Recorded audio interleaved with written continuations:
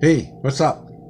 I just got this delivered couple days, well, last week, and I tried it once, and it would have been funny, but I lost footage. But it was disastrous when I tried it the first time. Anyway, this is a cookie press, and we're gonna make some Spritz cookies today.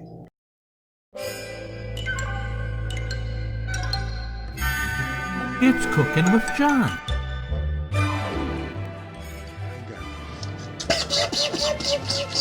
Comes with a bunch of different shapes, and I'm only going to try a couple of them because I'm not going to mess up all of that stuff.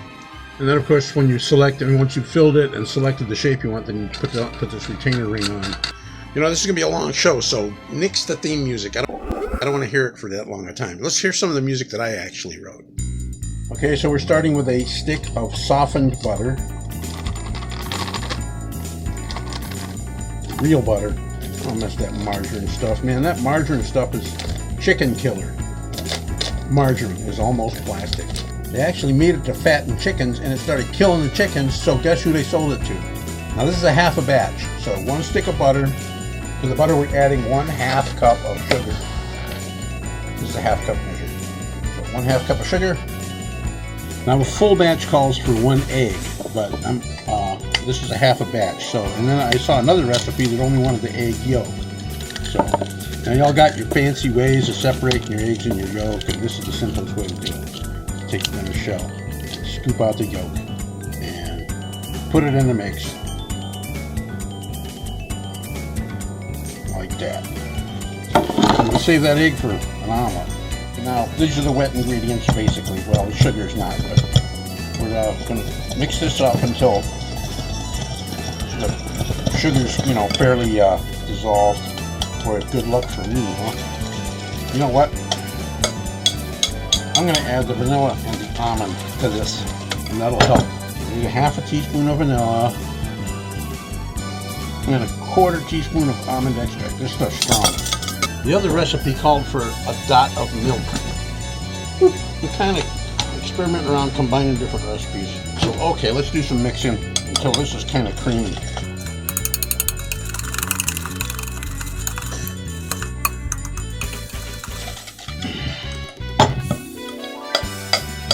I'm about to order a electric beater. I'm still deciding if I want to get the kind that has a stand or the kind that's just a hand mixer. Probably just get the hand mixer to save space. There's not a lot of room for gadgetry in my kitchen. That's why my French knife is my food processor. Alright, next, flour and salt.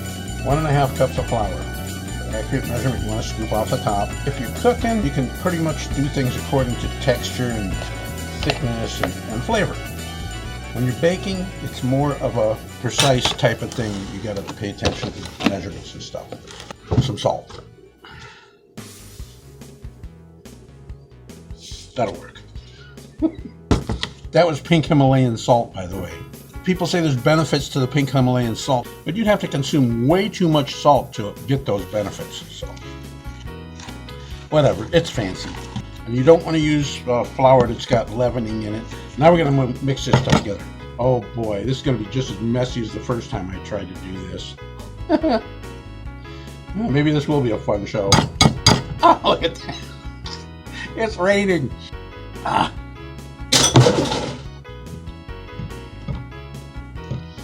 Put a little bit of it in first. It's going all over the place. Alright, put the rest in. You be careful, John. Don't mix it too fast. This has to come down to a dough. It's not supposed to be liquidy or anything like that. It's supposed to be a pliable dough. So I have to get out my pliers. This works. I want some cookies.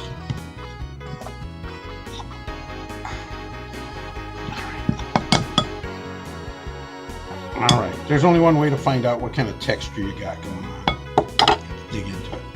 So I'm going to kind of press it together so we can see if it's going to be firm. Now I'm going to take, okay, blue cookies. Maybe 3 drops. This isn't wet enough, man. A little more milk. Man, I hope I don't screw this up. Already covered with flour. Look at my shirt.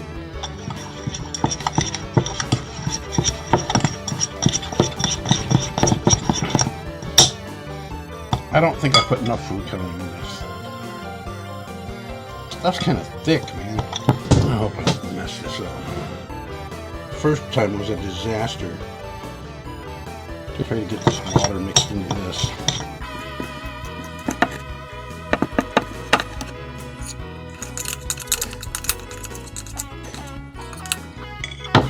All right, I'm going to smash this in here and hope for the best.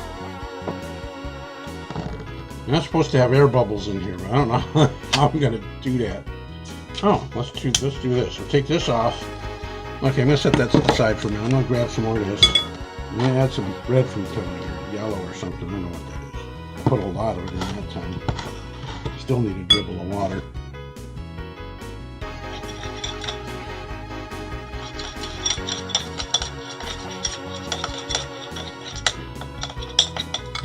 I'll mash this into this end.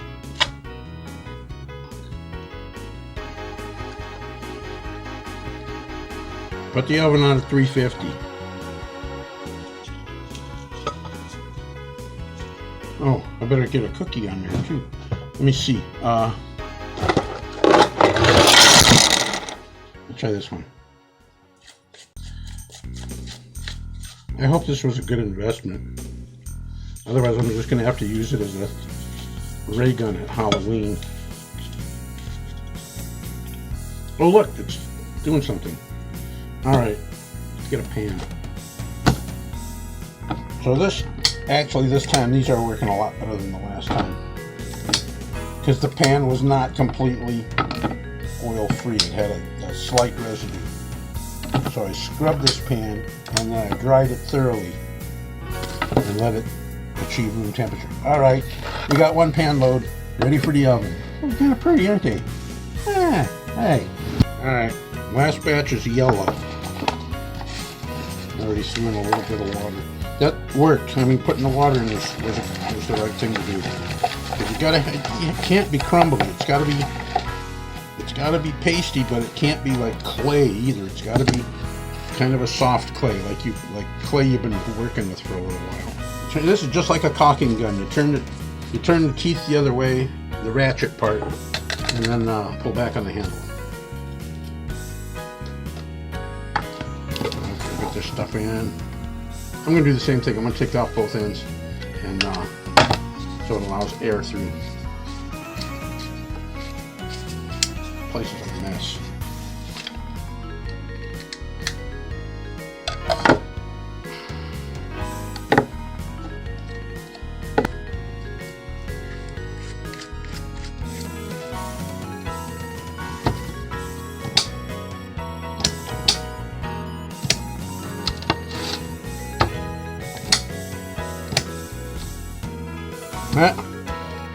Just made a ring.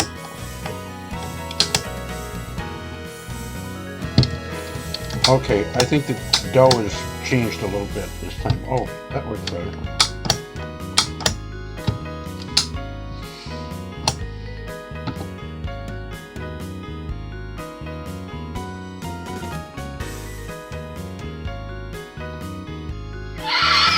This is getting to be about as funny as the first run was. Alright, I'm getting tired of this. You can always make drop cookies too. So I'm just going to take the rest of this and make drop cookies.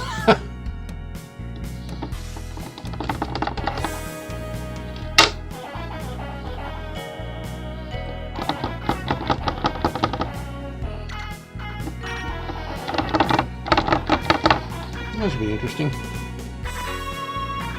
So, okay, some of them came out, some of them didn't. And I don't care because I'm hungry. Alright, let's put them in the oven. One pan. Now, the recipe says don't brown them. When I made these the first time and I didn't brown them, they tasted like flour and butter.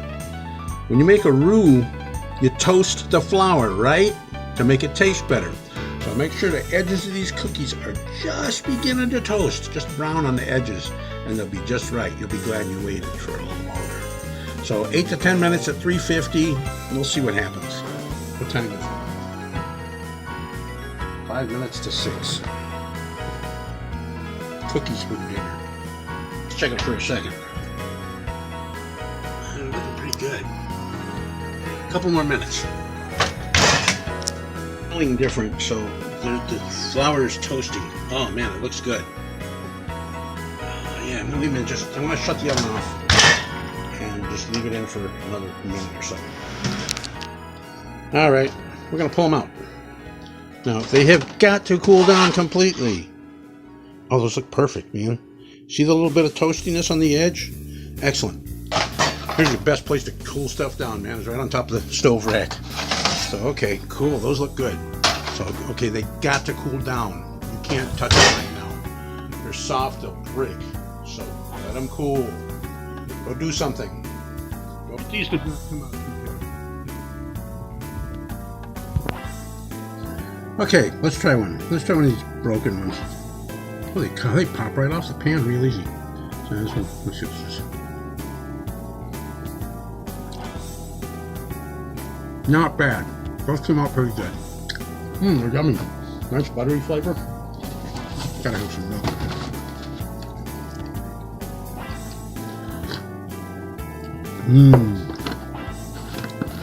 Milk and cookies. See, that's got a little toasty on the bottom. That's got good flavor there. So, yeah, toast them up a little bit. You'll be glad you did. See? A little bit of toast on the bottom.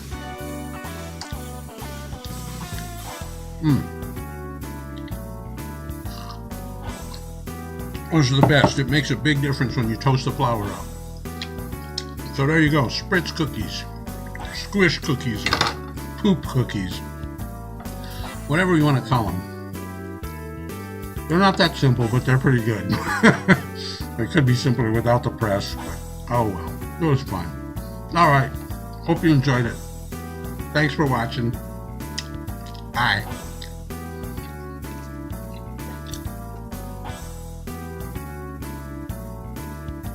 Look at that one. The middle didn't work. Supposed to look like that. Funny.